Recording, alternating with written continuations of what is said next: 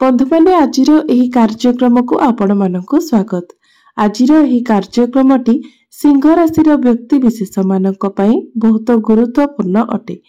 तो आपणकर मध्य जदि सिंह राशि होइथाय तबे भिडियोटी को स्किप न करी थरे मात्र शेष पर्यंत निश्चय देखंतु, कारण आजिर एही भिडियो रे आमे माने जानिबा जे सिंह राशि व्यक्ति विशेष मानक पई मार्च 2025 किपरि रहिबाको जाउछि। एही मार्च 2025 रे आपणक जीवन रे केउ सब परिवर्तन हेबाको जाउछि। आजिर एही भिडियो रे आमे माने सिंह राशि मासिक राशिफल उपरे आलोचना करिबा। सिंह राशि व्यक्ति विशेष मानकर स्वास्थ्य, शिक्षा, प्रेम जीवन, वैवाहिक जीवन, भाग्य, क्यारियर एवं व्यापार वाणिज्यर स्थिति किपरि रहिबो मार्च 2025 रे से विषय रे विस्तार भाବରେ आलोचना करिबा। नवग्रहंकर स्थिति मध्य देखिबा। नवग्रह केउ सब फल प्रदान करिबारे सक्षम हेबे। एहा सहित अशुभत्व प्रदान करुथिबा ग्रह मानक पई किछि विशेष प्रतिकार मध्य जानिबा। सेथिपई आपण माने भिडियोटी को शेष पर्यंत निश्चय देखंतु एवं आपणकर जदि सिंह राशि होइथाय तो भिडियोटी को लाइक करी चैनल टी को सब्सक्राइब करि दियंतु एवं कमेंट बॉक्स रे भक्ति एवं श्रद्धार सहित जय श्री जगन्नाथ निश्चय लिखंतु। तो बंधु माने आसंतु आरंभ करिबा आजिर एही कार्यक्रम को, जहाँकि जन्म राशि एवं चंद्र राशि उपरे आधारित अटे।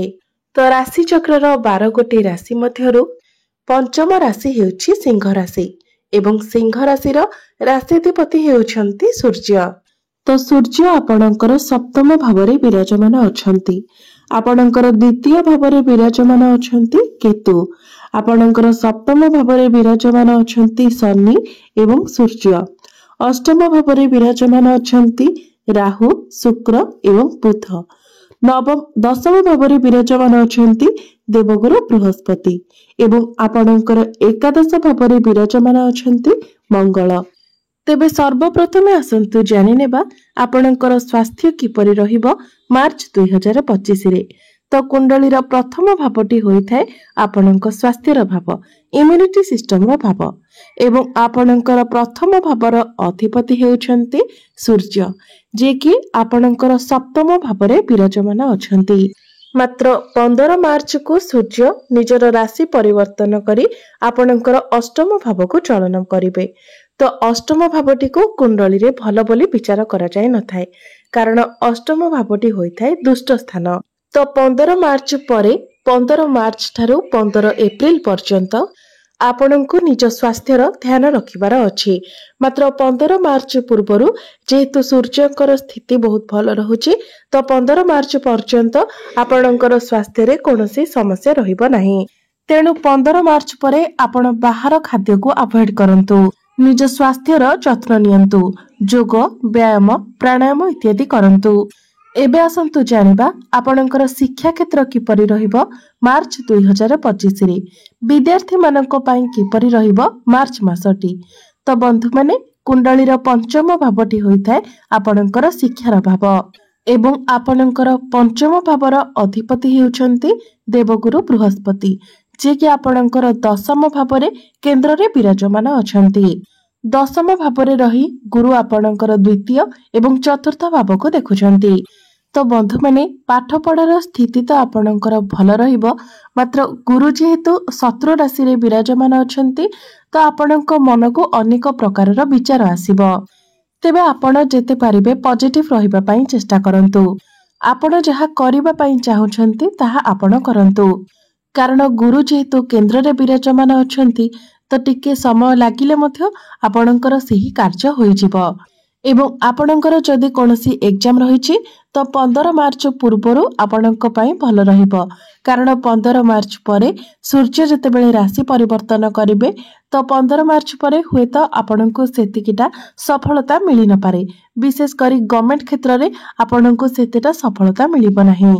आपण जदि किछि फॉर्म फिलअप मध्य करिबा पई चाहुछंती, तो ताहा मध्य आपण 15 मार्च पूर्वरु कराइ नेले भल रहिबो। एबे आसंतु जानिबा आपणଙ୍କର प्रेम जीवन किपरि रहिबो मार्च 2025 रे।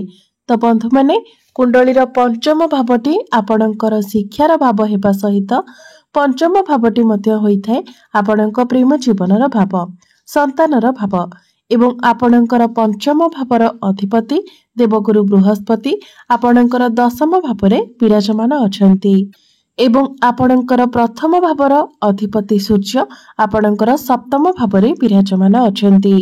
तेबे 15 मार्च पर्यंत आपणकर भल पाइबा बहुत भल रहिबो। आपणक मध्यरे संपर्क मजबूत हेबो।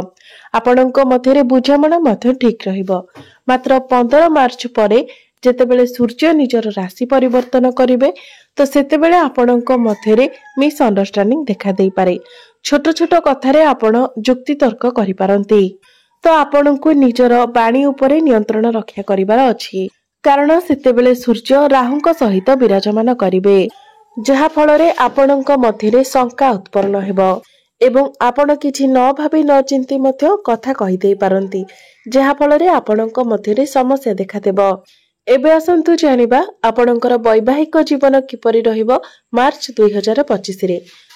तो बंधु माने कुंडलीर सप्तम भावटी होइथाय आपणक वैवाहिक जीवनर भाव, आपणकर जीवन साथीर भाव एवं आपणकर सप्तम भावर अधिपति हेउछंती शनि एवं शनि निज गृह रे ही विराजमान अछंती, आपणकर सप्तम भावरे विराजमान अछंती एवं 29 मार्च को शनि निजर राशि परिवर्तन करी अष्टम भाव को चलन करिवे।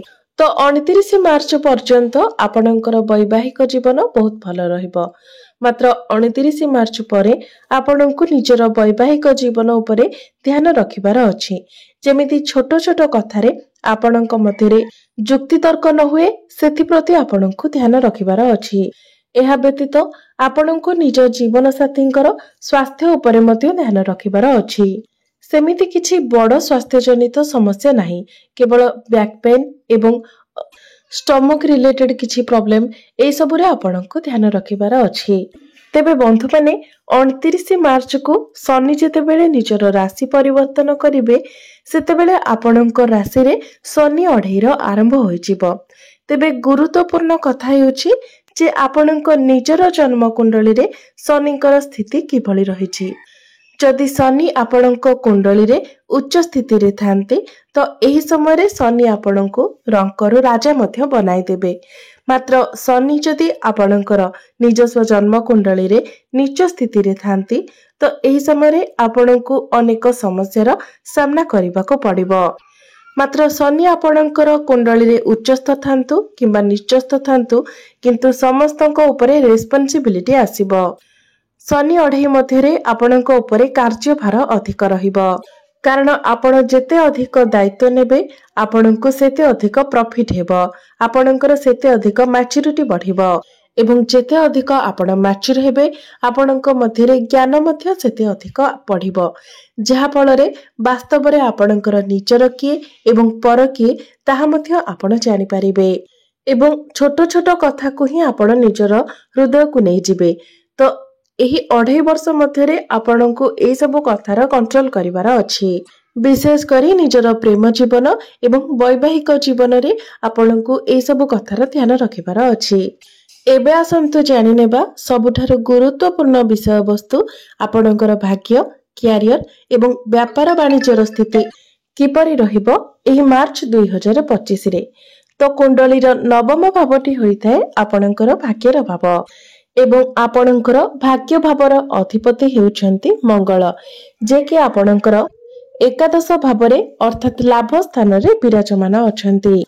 तो निश्चित भावरे मार्च मासरे आपणको आपणको भाग्यर संपूर्ण रूप रे साथ मिलिबो।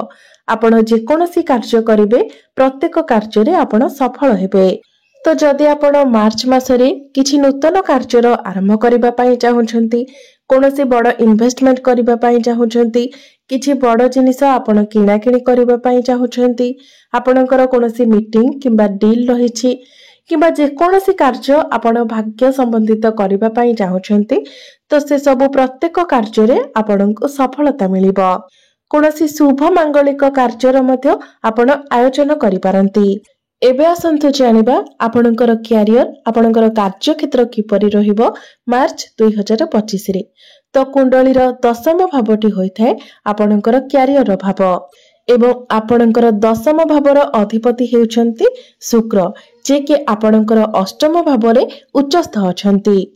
एमितिरे तो अष्टम भावटी को कुंडली रे भल बोली माना जाय न थाए, मात्र शुक्र आपणकर अष्टम भाव उच्चस्थ अछन्ति, जहा फଳରେ मार्च मासरे आपणकर क्यारियर बहुत भल रहिबो। एहा सहित शुक्रଙ୍କ सहित बुध जेहेतु विराजमान अछन्ति, तो आपण जदि काउंसलिंग रे अछन्ति, टीचरशिप करूछन्ति, काउंसलिंग रे अछन्ति, मैनेजमेंट करूछन्ति, डॉक्यूमेंटेशन करूछन्ति, किंबा आपण प्रोफेसर अछन्ति, तो ए सब क्षेत्र रे मध्य आपणको बहुत अधिक सफलता मिलिबो। गुरु मध्य जेहेतु आपणकर दशम भाव अछन्ति, तो ए सब क्षेत्र रे आपणको बहुत अधिक सफलता मिलिबो।